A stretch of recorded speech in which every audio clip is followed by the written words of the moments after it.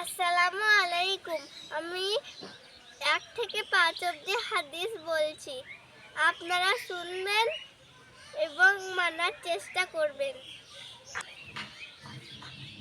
1 নম্বর হাদিস, ইন্না খিয়ারাকুম আহাসিনুকুম আখলাক। তোমাদের মধ্যে সেই সর্বোত্তম যার চরিত্র সুন্দর।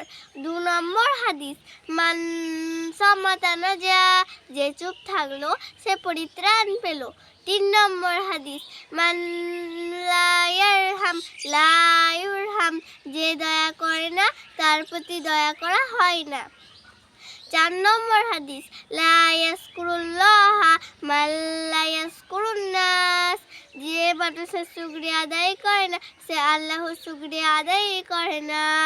5 নম্বর হাদিস, সিবাবুল মুসলিমি ফুসুক ওয়া কিতালুহু কুফর, মুসলমানকে গালি দেওয়া গুনাহের কাজ এবং তাদের সাথে যুদ্ধ করা কুফর।